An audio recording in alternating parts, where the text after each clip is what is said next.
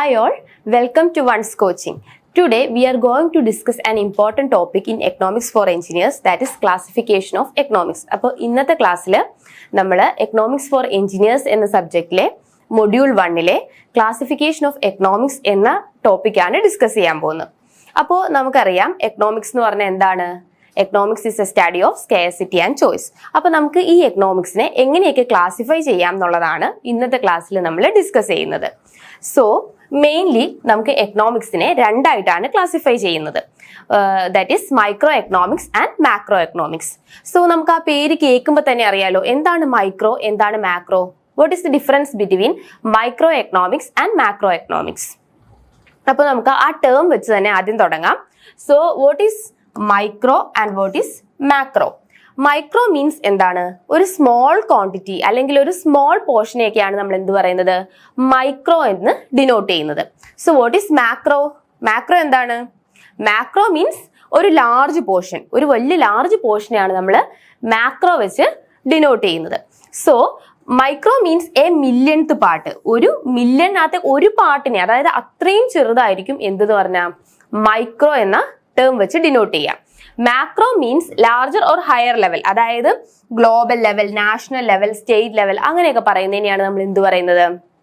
നമ്മൾ മാക്രോ എന്ന് പറയുന്നത്. അതായത് ഒരു എക്കോണമി ഒരു ഹോൾ ആയിട്ട് കൺസിഡർ ചെയ്യുകയാണ്, ഒരു ഒറ്റ എക്കോണമി ആയിട്ട് കൺസിഡർ ചെയ്യുകയാണ്, അല്ലെങ്കിൽ ഒരു മൾട്ടിനാഷണൽ കമ്പനി കൺസിഡർ ചെയ്യുകയാണ്. അപ്പോൾ ഒരു വലിയ ലാർജ് പാർട്ടാണത്. അപ്പൊ അങ്ങനെ പറയുമ്പോഴാണ്, അല്ലെങ്കിൽ ഒരു സ്റ്റേറ്റിനെ ഫുൾ കൺസിഡർ ചെയ്യുകയാണ്, അല്ലെങ്കിൽ ഒരു കൺട്രിയെ കൺസിഡർ ചെയ്യുമ്പോൾ അങ്ങനെയാണ് നമ്മൾ എന്ത് പറയുന്നത്? മാക്രോ എന്ന് പറയുന്നത്. സോ നമുക്ക് നോക്കാം വാട്ട് ഈസ് മൈക്രോ എക്കണോമിക്സ് എന്ന് നോക്കാം. അപ്പൊ എന്താണ് മൈക്രോ എക്കണോമിക്സ് എന്ന് പറഞ്ഞാല്? നമുക്ക് നോക്കാം. Micro economics studies the economic behaviour of individual economics units. അതായത് individual behaviour of economics units, അതാണ് അതിനകത്ത് ഹൈലൈറ്റ് ചെയ്യേണ്ട point. Individual economic units. So നമ്മളുടെ എന്താണ് individual economic units? What do you mean by individual economic units? അതായത് നമ്മൾ ഒരു ചെറിയ പോർഷൻ, അല്ലെങ്കിൽ ഒരു സ്മോൾ എക്കോണമി, അല്ലെങ്കിൽ ഒരു ചെറിയ ഫേം, അല്ലെങ്കിൽ ഒരു ഓൺട്രപ്രണർഷിപ്പ് സ്റ്റാർട്ട് ചെയ്യുന്ന ഒരു ചെറിയ ഫേം, അല്ലെങ്കിൽ ഒരു സ്റ്റാർട്ടപ്പ്, അങ്ങനെ ഒരു മൈക്രോ ലെവൽ, ഏറ്റവും താഴെയുള്ള ഒരു സ്മോൾ സ്റ്റാർട്ടപ്പ് കമ്പനിയോ അല്ലെങ്കിൽ ഒരു കോച്ചിങ് സെന്റർ, അല്ലെ അങ്ങനെയുള്ള ഒരു സ്മോൾ ബിസിനസ് യൂണിറ്റ്, അങ്ങനെയൊക്കെ ഉള്ളതിനെയാണ് നമ്മൾ എന്ത് പറയുന്നത്? മൈക്രോ എക്കണോമിക്സ് എന്ന് പറയുന്നത്. അപ്പൊ അതിന്റെ നമ്മൾ എന്താണ് കാൽക്കുലേറ്റ് ചെയ്യുന്നത്? അവിടെ എങ്ങനെയാണ് നമുക്ക് ഇൻപുട്ട് കൊടുക്കുന്നത്, അവിടെ എങ്ങനെയാണ് ഔട്ട്പുട്ട് കൊടുക്കുന്നത്, പിന്നെ എത്രമാത്രം നമുക്ക് ഔട്ട്പുട്ട് കിട്ടുന്നുണ്ട്, അവിടുത്തെ ലോസ് എങ്ങനെയാണ്, അവിടുത്തെ പ്രോഫിറ്റ് എങ്ങനെയാണ്. അപ്പൊ നമുക്ക് എന്താണ്, ഒരു സ്മോൾ യൂണിറ്റ് ആയതുകൊണ്ട് തന്നെ അവിടെ മേ ബി ഒരു 5 or 6 എംപ്ലോയീസേ ഉണ്ടാവുള്ളൂ. സോ നമുക്ക് എന്ത് ചെയ്യാം? നമുക്ക് പെട്ടെന്ന് തന്നെ അതിന്റെ ഇൻപുട്ട് കാൽക്കുലേറ്റ് ചെയ്യാം, ഔട്ട്പുട്ട് കാൽക്കുലേറ്റ് ചെയ്യാം, അവിടെ എത്രമാത്രം ലോസ് ഉണ്ടെന്ന് കാൽക്കുലേറ്റ് ചെയ്യാം, അവിടെ എത്രമാത്രം പ്രോഫിറ്റ് കിട്ടുന്നു എന്ന് കാൽക്കുലേറ്റ് ചെയ്യാം, കറക്റ്റ് ആയിട്ടാണോ ഇൻപുട്ട് യൂസ് ചെയ്യുന്നതെന്ന് കാൽക്കുലേറ്റ് ചെയ്യാം, മാക്സിമം എഫിഷ്യൻസിയിലുള്ള ഔട്ട്പുട്ട് കിട്ടുന്നുണ്ടോ എന്ന് കാൽക്കുലേറ്റ് ചെയ്യാം. അപ്പൊ ഇങ്ങനെയുള്ള എല്ലാം നമുക്ക് എന്ത് ചെയ്യാൻ പറ്റും? അവിടെ കാൽക്കുലേറ്റ് ചെയ്യാനായിട്ട് സാധിക്കും. So, the study of economic behavior of the household, firms and industries from the subject matter of microeconomics. കണ്ടോ, ഹൗസ് ഹോൾഡ്, അല്ലെങ്കിൽ സ്മോൾ ഫേംസ്, അല്ലെങ്കിൽ industries from the subject matter of micro economics. അപ്പൊ micro എക്കണോമിക്സിൽ വരുന്നത് എന്തൊക്കെയാണ്? House holds, firms, industries, ഇതൊക്കെയാണ് micro എക്കണോമിക്സിനകത്ത് വരുന്നത്. So it examines whether resources are efficiently allocated and spells out condition for the optimal allocation of resources so as to maximize the output and social welfare. അപ്പൊ നമുക്ക് എന്ത് ചെയ്യാം? നമുക്ക് അതിന്റെ correct ആയിട്ടും ഇൻപുട്ടും കാൽക്കുലേറ്റ് ചെയ്യാൻ പറ്റും, ഔട്ട്പുട്ടും കാൽക്കുലേറ്റ് ചെയ്യാൻ പറ്റും. കറക്റ്റ് എഫിഷ്യൻസിയിലാണോ, അതായത് ഈ ഇൻപുട്ട് എല്ലാം നമുക്ക് യൂസ് ചെയ്യുന്നുണ്ട്. എക്കണോമിക്സിന്റെ മെയിൻ പ്രോബ്ലം എന്താണ്? നമുക്ക് ഇൻപുട്ട് കറക്റ്റ് ആയിട്ട് യൂസ് ചെയ്യുന്നില്ല എന്നുള്ളതാണ് എക്കണോമിക്സിന്റെ ഏറ്റവും വലിയ പ്രോബ്ലം. സോ നമുക്ക് എന്ത് ചെയ്യാൻ പറ്റും? ഈ ഇൻപുട്ട് കറക്റ്റ് ആയിട്ട്, കാരണം എന്താണ്, സ്കെയേഴ്സ് ആണ് റിസോഴ്സസ്. അപ്പൊ ഈ റിസോഴ്സസ് ഒക്കെ മാക്സിമം യൂട്ടിലൈസ് ചെയ്യുന്നുണ്ടോ എന്നൊക്കെ നമുക്ക് കറക്റ്റ് ആയിട്ട് ഐഡന്റിഫൈ ചെയ്യാൻ പറ്റും. For example, microeconomics is considered with how the individual consumer distribute his income among various products and services so as to maximize utility. ഇത് വളരെ ഇമ്പോർട്ടന്റ് ടേം ആണ്, മാക്സിമൈസ് യൂട്ടിലിറ്റി. അതായത് ഇപ്പൊ നമ്മളൊരു ബിസിനസ് ഫേം സ്റ്റാർട്ട് ചെയ്യുന്നു. അപ്പൊ ആ ബിസിനസ് ഫേം എന്താണോ ചെയ്യുന്നത്, അല്ലെങ്കിൽ എന്താണോ അതിന്റെ ഔട്ട്പുട്ട് കിട്ടുന്നത്, ഇപ്പൊ ഒരു ഫോർ എക്സാമ്പിൾ ഒരു എഡ്യൂക്കേഷൻ ഇൻസ്റ്റിറ്റ്യൂഷൻ ആണ് സ്റ്റാർട്ട് ചെയ്യുന്നത്. ഒരു 5 or 6 എംപ്ലോയീസിനെ വെച്ചിട്ട് ഒരു എഡ്യൂക്കേഷൻ ഇൻസ്റ്റിറ്റ്യൂഷൻ സ്റ്റാർട്ട് ചെയ്യുന്നു. അപ്പൊ ആ എംപ്ലോയ്മെന്റ് ഇൻസ്റ്റിറ്റ്യൂഷൻ കറക്റ്റ് ആയിട്ടുള്ള ഔട്ട്പുട്ട് ആണോ പ്രൊവൈഡ് ചെയ്യുന്നത്, കറക്റ്റ് ആയിട്ട് അതിന്റെ യൂട്ടിലിറ്റി കിട്ടുന്നുണ്ടോ, അവിടെ വരുന്ന സ്റ്റുഡൻസിന് കറക്റ്റ് ആയിട്ട് അത് യൂട്ടിലൈസ് ചെയ്യാൻ സാധിക്കുന്നുണ്ടോ, അതിന്റെ മാക്സിമം എഫിഷ്യന്റ് ആണോ, ഇതെല്ലാമാണ് നമ്മൾ നോക്കുന്നത്. സോ നമ്മുടെ ഒരു ചെറിയ എംപ്ലോയീസേ ഉള്ളൂ, ചെറിയ രീതിയിലുള്ള അതിന്റെ ടേൺ ഓവറേ വരുന്നുള്ളൂ എങ്കിൽ നമുക്കത് കറക്റ്റ് ആയിട്ട് കാൽക്കുലേറ്റ് ചെയ്യാനായിട്ട് സാധിക്കും. Thus, microeconomics is considered with the theories of product pricing, factor pricing and economic welfare. അപ്പം അത് പ്രോഡക്റ്റ് പ്രൈസിങ്ങിനെയും ഫാക്ടർ പ്രൈസിങ് ആൻഡ് എക്കണോമിക് വെൽഫെയറിനെയൊക്കെ ഡിപ്പെൻഡ് ചെയ്തിരിക്കും. കാരണം എന്തുകൊണ്ടാണ്, നമ്മൾ എത്രമാത്രം നമുക്ക് അവിടുന്ന് ഇൻപുട്ട് എടുത്ത് മാക്സ് എഫിഷ്യന്റ് ആയിട്ട് യൂട്ടിലൈസ് ചെയ്യുന്നു, അത് വെച്ചിട്ടാണ് നമ്മൾ ഔട്ട്പുട്ട് കാൽക്കുലേറ്റ് ചെയ്യുന്നത്. അപ്പൊ ആ ഔട്ട്പുട്ട് ഒക്കെ നമുക്ക് എഫിഷ്യന്റ് ആയിട്ടാണോ യൂസ് ചെയ്യാൻ സാധിക്കുന്നത്, അപ്പൊ അത് വെച്ചിട്ടാണ് നമ്മൾ ഓരോ പ്രോഡക്റ്റിനും ഇത്ര പ്രൈസ് കൊടുക്കുന്നത്. നമ്മൾ എത്രമാത്രം അതിന്റെ പ്രൊഡക്ഷൻ കോസ്റ്റ് ഉണ്ട്, എത്രമാത്രം എംപ്ലോയീസ് അവിടെ വർക്ക് ചെയ്യുന്നുണ്ട്, എത്രമാത്രം ലേബർ കോസ്റ്റ് വരുന്നുണ്ട്, ഇതൊക്കെ നോക്കിയിട്ടാണ് നമ്മൾ അവിടെ പ്രൈസിങ് നിശ്ചയിക്കുന്നത്. ഓക്കെ, സോ മെയിൻ ആയിട്ട് മനസ്സിലാക്കേണ്ടത് മൈക്രോ എക്കണോമിക്സിനകത്ത് എന്താണ് കൂടുതലും ഡീൽ ചെയ്യുന്നത്. മൈക്രോ എക്കണോമിക്സിനകത്ത് നമ്മളുടെ ഒരു ചെറിയ ഇൻഡിവിജ്വൽ ഫേം അല്ലെങ്കിൽ ഒരു ചെറിയ ഒരു ഹൗസ് ഹോൾഡ് പർപ്പസ്, ഇവിടെയൊക്കെയുള്ള എക്കണോമിക്സ് എങ്ങനെയാണ് കാൽക്കുലേറ്റ് ചെയ്യുന്നത് എന്നുള്ളതാണ് നമ്മളുടെ ഈ മൈക്രോ എക്കണോമിക്സിനകത്ത് പറയുന്നത്. So what is macro economics? Micro എക്കണോമിക്സിന്റെ നേരെ ഓപ്പോസിറ്റ് ആണ് മാക്രോ എക്കണോമിക്സ്. അത് functioning of the economy as a whole. So macro economics deals with the functioning of the economy as a whole. അതായത് ഇപ്പൊ നമ്മുടെ ഇന്ത്യയിലെ മൊത്തം എക്കോണമി, ഇന്ത്യയിലെ മൊത്തം മൾട്ടിനാഷണൽ കമ്പനിയുടെ മൊത്തം ഇൻപുട്ട്, അതിനകത്ത് എത്രമാത്രം നമുക്ക് ഔട്ട്പുട്ട് കിട്ടുന്നുണ്ട്. അപ്പം ഇതെല്ലാം കൂടെ മൊത്തത്തിൽ പറയുന്നതിനെയാണ് നമ്മൾ എന്ത് പറയുന്നത്, മാക്രോ എക്കണോമിക്സ് എന്ന് പറയുന്നത്. So what is macroeconomics? Macroeconomics considered the economy as a whole. ഒരു ഹോൾ എക്കോണമിയാണ് കൺസിഡർ ചെയ്യുന്നത്. അപ്പൊ നമ്മൾക്ക് ഇപ്പോൾ ഒരു എക്സാമ്പിൾ ഞാൻ പറഞ്ഞാൽ, ഇപ്പൊ നമുക്ക് ഒരു ക്ലാസ്സിലെ സ്റ്റുഡൻസ് അല്ലെങ്കിൽ ഒരു സ്കൂളിലെ സ്റ്റുഡൻസ്, ടോട്ടൽ സ്റ്റുഡൻസിന്റെ എണ്ണം നമുക്ക് കറക്റ്റ് ആയിട്ട് കാൽക്കുലേറ്റ് ചെയ്യാൻ പറ്റും. പക്ഷേ ഈ ഇന്ത്യയിലുള്ള സ്കൂളുകളുടെ ടോട്ടൽ നമ്പർ ഓഫ് സ്റ്റുഡൻസിന്റെ എണ്ണം നമുക്ക് കറക്റ്റ് ആയിട്ട് കാൽക്കുലേറ്റ് ചെയ്യാൻ പറ്റുമോ? ഇല്ല. അല്ലെങ്കിൽ ടോട്ടൽ നമ്പർ ഓഫ് സിറ്റിസൺസ്, എത്ര ഇന്ത്യൻ സിറ്റിസൺസ് ഉണ്ടെന്ന് നമുക്ക് കറക്റ്റ് ആയിട്ട് കാൽക്കുലേറ്റ് ചെയ്യാൻ ബുദ്ധിമുട്ടാണ്. അല്ലെങ്കിൽ നമുക്ക് എത്ര പേർക്ക് ഒരു ബെനിഫിറ്റ് കൊടുക്കുന്നുണ്ട്, അതൊക്കെ നമുക്ക് കറക്റ്റ് ആയിട്ട് കാൽക്കുലേറ്റ് ചെയ്യാനായിട്ട് ബുദ്ധിമുട്ടാണ്. കാരണം എന്തുകൊണ്ടാണ് അതിന്റെ കാരണം ഇത്രയും ലാർജ് ഏരിയയാണ് മാക്രോ എക്കണോമിക്സിൽ വരുന്നത്, ഒരു ലാർജ് ഏരിയ. അപ്പൊ അവിടെ നമുക്ക് കറക്റ്റ് ആയിട്ടാണോ ഇൻപുട്ട് കൊടുക്കുന്നത്, അത്ര എഫിഷ്യന്റ് ആയിട്ടാണോ റിസോഴ്സസ് അവർ യൂട്ടിലൈസ് ചെയ്യുന്നത്, അത്ര എഫിഷ്യന്റ് ആയിട്ടാണോ ഔട്ട്പുട്ട് കിട്ടുന്നത് എന്ന് കാൽക്കുലേറ്റ് ചെയ്യാനായിട്ട് ബുദ്ധിമുട്ടാണ്. എന്തുകൊണ്ടാണ് ആ ബുദ്ധിമുട്ട് വരുന്നത്? കാരണം ഒന്ന്, ഏരിയ കൂടുതലാണ്, പോപ്പുലേഷൻ കൂടുതലാണ്, അല്ലെ? ഇപ്പം നമ്മളുടെ ഇന്ത്യയിലുള്ള എക്കോണമി കൺസിഡർ ചെയ്യുമ്പം അവിടെ എത്രമാത്രം എംപ്ലോയീസ് വർക്ക് ചെയ്യുന്നുണ്ടെന്ന് നോക്കണം. ആ എംപ്ലോയീസ് എല്ലാം കറക്റ്റ് ആയിട്ട് എഫിഷ്യന്റ് ആയിട്ടാണോ വർക്ക് ചെയ്യുന്നതെന്ന് നോക്കണം. അപ്പൊ ഇത്രയും നമുക്കൊരു പ്രോപ്പർ ഡേറ്റ, അതായത് ഒരു ജസ്റ്റ് ഒരു അനാലിസിസ് നമുക്ക് എടുക്കാൻ പറ്റുമെങ്കിൽ പോലും നമുക്കൊരു പ്രോപ്പർ ആയിട്ട് അക്യുറേറ്റ് ആയിട്ടുള്ള റിസൾട്ട് നമുക്ക് കിട്ടാൻ ബുദ്ധിമുട്ടാണ്. അതാണ് നമ്മൾ സെൻസസ് ഒക്കെ എടുക്കുമ്പോൾ, നമുക്ക് സെൻസസ് എടുക്കുന്നുണ്ടെങ്കിൽ ഒരു അക്യുറേറ്റ് ഡേറ്റ നമുക്ക് പറയാൻ പറ്റില്ല. ഇന്ത്യയിൽ എത്ര സിറ്റിസൺസ് ഉണ്ടെന്ന് നമുക്ക് അക്യുറേറ്റ് ആയിട്ട് പറയാൻ പറ്റില്ല, ഇത്രത്തോളം എന്നേ നമുക്ക് പറയാൻ പറ്റുള്ളൂ. കാരണം എന്തുകൊണ്ടാണ്? അതൊരു ലാർജ് ഏരിയ ആണ് കൺസിഡർ ചെയ്യുന്നത്. മൈക്രോ എക്കണോമിക്സ് ആണെങ്കിൽ ഒരു സ്മോൾ ഏരിയ ആയിരുന്നു, മാക്രോ എക്കണോമിക്സ് ആണെങ്കിൽ ഒരു ലാർജ് ഏരിയ ആണ് കൺസിഡർ ചെയ്യുന്നത്. So it deals with the broad economic issues. കണ്ടോ, broad economic issues such as full employment or unemployment, capacity or under capacity, a low or high rate of growth, inflation or deflation. നമുക്ക് correct ആയിട്ട് പറയാൻ പറ്റില്ല. Economy ഒന്നെങ്കിൽ വളർച്ചയിലേക്കാണ് അല്ലെങ്കിൽ താഴ്ചയിലേക്കാണെന്ന് പറയാം, ഒന്നെങ്കിൽ employment ഉണ്ട് അല്ലെങ്കിൽ അണ്ടർ എംപ്ലോയ്മെന്റ് ആണെന്ന് പറയാം. അല്ലാതെ എത്ര പേര് അണ്ടർ എംപ്ലോയ്മെന്റ് ആണ് എന്നൊന്നും നമുക്കൊരു പ്രോപ്പർ ആയിട്ട് പറയാൻ പറ്റില്ല. ഒരു ഇത്ര പെർസെൻറ്റേജ്, ഇപ്പോൾ 40% അൺഎംപ്ലോയ്മെന്റ് ആണ്, ഒരു പെർസെൻറ്റേജ് പറയാൻ പറ്റുമെങ്കിലും അതൊരു പ്രോപ്പർ ഡേറ്റ അല്ല, ഒരു രീതി അങ്ങ് പറയുന്നേ ഉള്ളൂ, ഒരു അക്യുറേറ്റ് ആയിട്ടുള്ള റിസൾട്ട് അല്ല അതിനകത്ത് കിട്ടുന്നത്. So it is a theory of national income, employment, aggregate consumption, saving and investment, general price level and economic growth. അപ്പം ഇതിനകത്ത് നാഷണൽ ഇൻകം കാൽക്കുലേറ്റ് ചെയ്യുന്നുണ്ട്, അതായത് ഇന്ത്യയിലുള്ള ജനങ്ങളുടെ ടോട്ടൽ ഇൻകം, അതുപോലെ എംപ്ലോയ്മെന്റ്, എത്രമാത്രം ആൾക്കാർ എംപ്ലോയ് ചെയ്യുന്നുണ്ട്, അഗ്രഗേറ്റ് കൺസപ്ഷൻ, എന്തോരോ ആൾക്കാർ ഓരോ സാധനങ്ങൾ കൺസ്യൂം ചെയ്യുന്നുണ്ട്.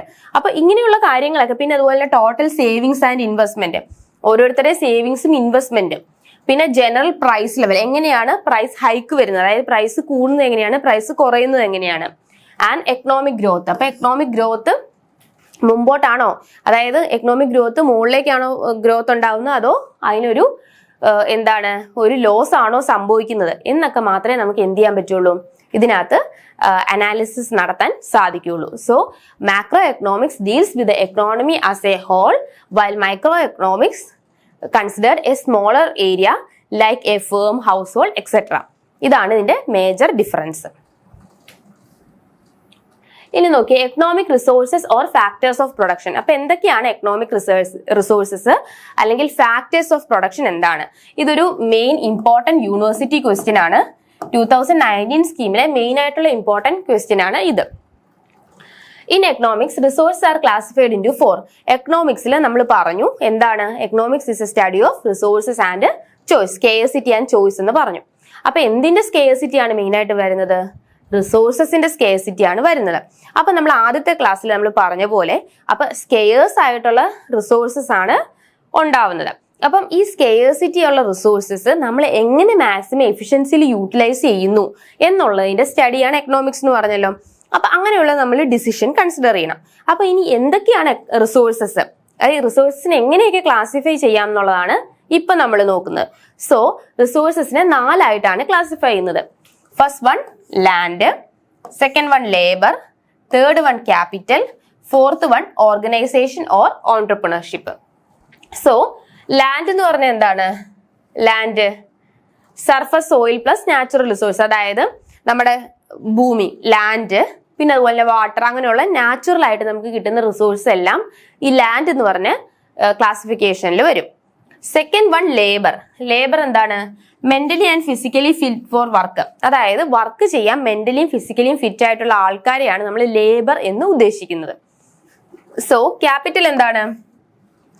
All manmade aids to production, അതായത് നമുക്ക് എന്തുമാത്രം അസറ്റ് ഉണ്ട്, നമ്മൾ എന്തുമാത്രം ഇൻവെസ്റ്റ് ചെയ്യുന്നുണ്ട്, നമ്മൾ ആ ഇൻവെസ്റ്റ്മെന്റ് യൂസ് ചെയ്തിട്ട് എന്തുമാത്രം മെഷീനറി വാങ്ങിക്കുന്നുണ്ട്, ഇതെല്ലാം നമ്മൾ എന്തിനകത്ത് വരും? ക്യാപിറ്റലിനകത്ത് വരും. Next one organisation or entrepreneurship combines all factor of production, അതായത് ഈ ഓർഗനൈസേഷൻ ഓർ ഓൺട്രപ്രണർഷിപ്പിലാണ് ഈ ബാക്കി 3 ഫാക്ടേഴ്സും കമ്പൈൻ ചെയ്യുന്നത്.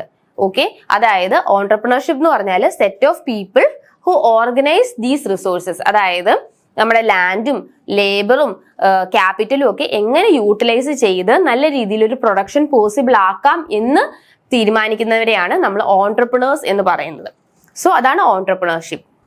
ഓക്കെ, സോ മെയിൻ 4 ക്ലാസിഫിക്കേഷൻ ആണ് ലാൻഡ്, ലേബർ, ക്യാപിറ്റൽ, ഓർഗനൈസേഷൻ. നമുക്ക് ജസ്റ്റ് അതൊന്ന് നോക്കാം. ലാൻഡ് എന്താണ്? This refers to natural resources including land itself but also encompassing resources like minerals, water and forest. For example, a farmer uses land to grow crops or a mining company extract minerals from the earth. അതായത് നമ്മളുടെ എന്താണ് resources like minerals, water and forest, ഇതെല്ലാം നമ്മുടെ resources ആ. ഫോറസ്റ്റിൽ നിന്ന് നമുക്ക് would കിട്ടുന്നുണ്ട്, അല്ലെങ്കിൽ ബാക്കിയുള്ള സാധനങ്ങളൊക്കെ കിട്ടുന്നുണ്ട്, വാട്ടർ കിട്ടുന്നുണ്ട്, അങ്ങനെ അതെല്ലാം റിസോഴ്സസിനകത്ത് വരും. അതാണ് നാച്ചുറൽ റിസോഴ്സസ്.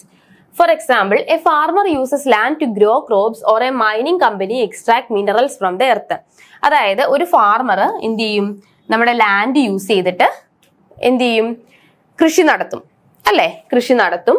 ഇനി ഒരു മൈനിങ് കമ്പനി ആണെങ്കിലോ നമ്മുടെ എർത്തിൽ നിന്നുള്ള സോയിലിൽ നിന്നുള്ള മിനറൽസ് എക്സ്ട്രാക്ട് ചെയ്യും. ഒരു മൈനിങ് കമ്പനി ആണെങ്കിൽ മിനറൽസ് ആണ് എക്സ്ട്രാക്ട് ചെയ്യുന്നത്. ഓക്കെ, സോ അതാണ് പറഞ്ഞേക്കുന്നത്. First one land.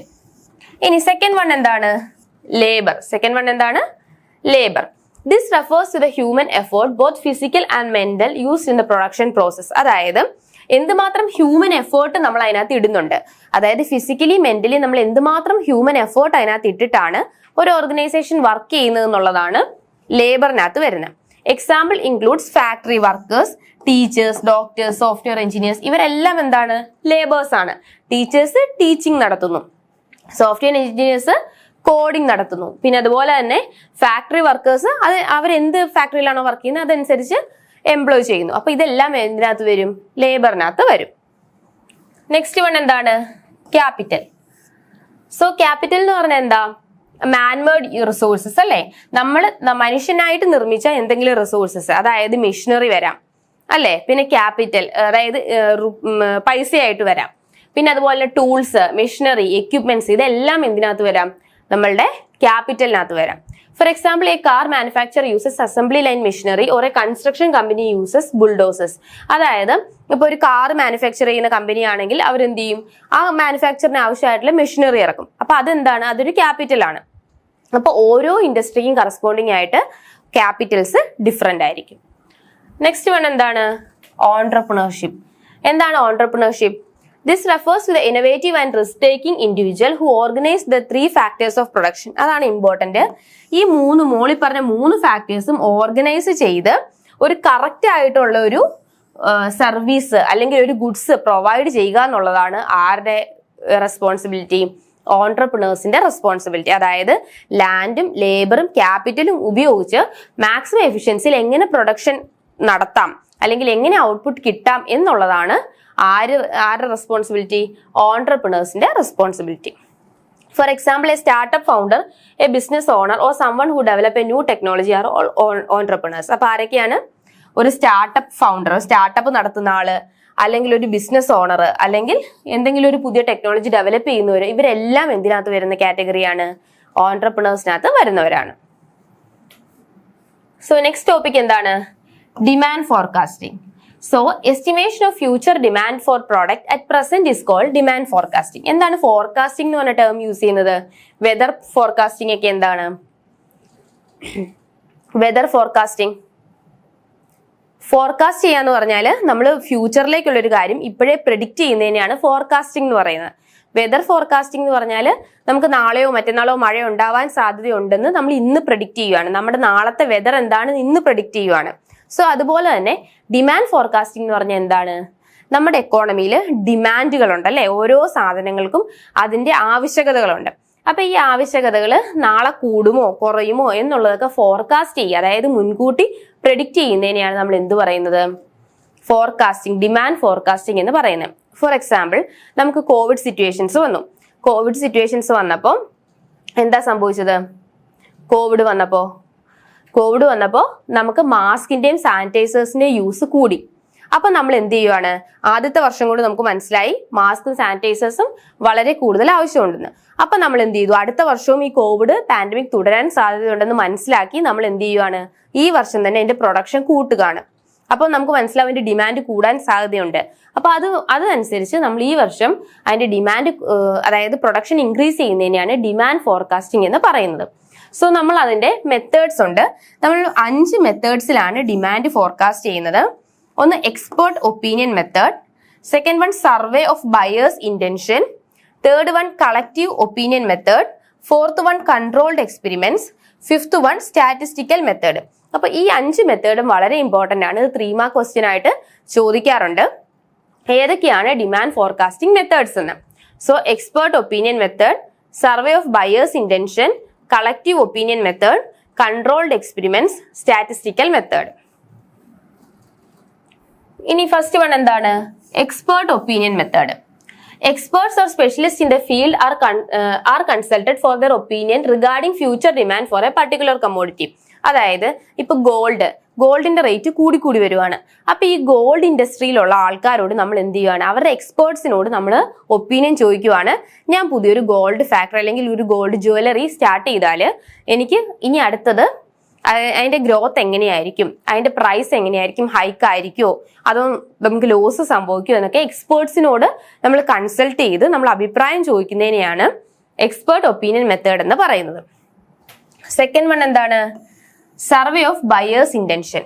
Generally, a limited number of buyers' choice and preference are surveyed, and on the basis of that, businessmen form an idea about future demand for the product it is going to produce. അതായത് നമ്മൾ ഒരു particular ആൾക്കാർ, ഒരു set of ആൾക്കാരെ എടുക്കുകയാണ്.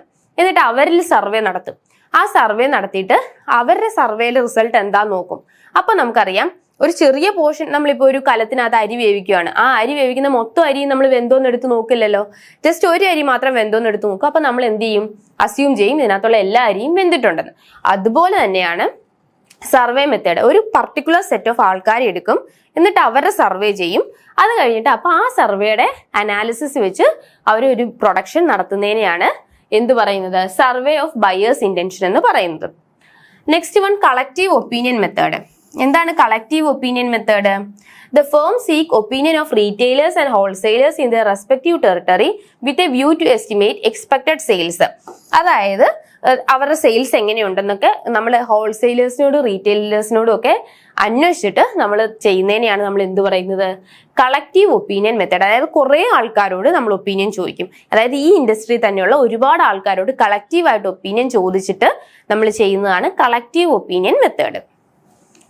ഇനി അടുത്തത് 4th one, controlled experiments. എന്താണ് കൺട്രോൾഡ് എക്സ്പെരിമെന്റ്സ്?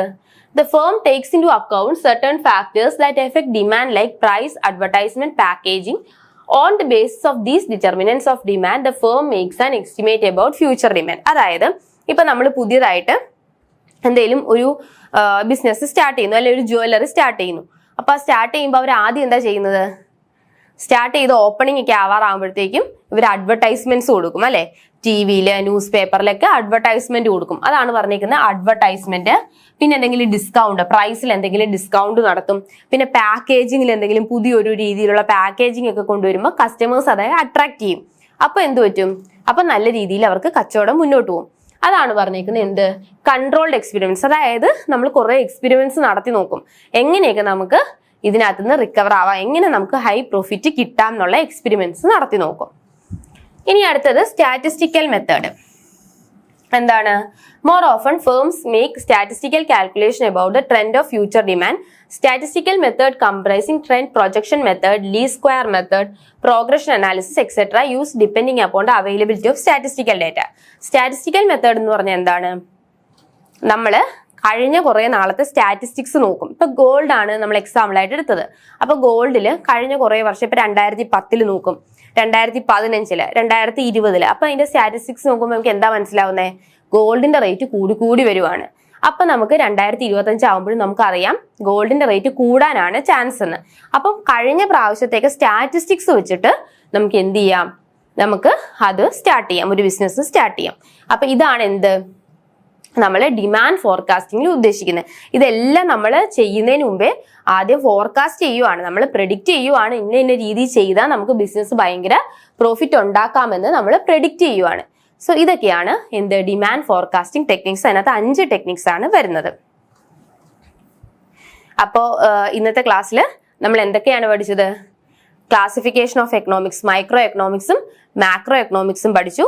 പിന്നെന്താ പറഞ്ഞത്, ഫാക്ടേഴ്സ് ഓഫ് പ്രൊഡക്ഷൻ. 4 ഫാക്ടേഴ്സ് ആണ്, land, labour, capital, entrepreneurship. 4 factors ആണ്. നമ്മുടെ റിസോഴ്സസ് ലിമിറ്റഡ് ആയതുകൊണ്ട് സോ നമ്മളിത് മാക്സിമം എഫിഷ്യൻസിയിലാണ് യൂട്ടിലൈസ് ചെയ്യുന്നത്. പിന്നെ നമ്മൾ എന്താ പഠിച്ചത്, ഡിമാൻഡ് ഫോർകാസ്റ്റിംഗ് പഠിച്ചു, അതിന്റെ 5 ടെക്നിക്സ് അല്ലെങ്കിൽ അതിന്റെ 5 മെത്തേഡ്സും പഠിച്ചു. With this we are concluding this session. Thank you. Keep watching once.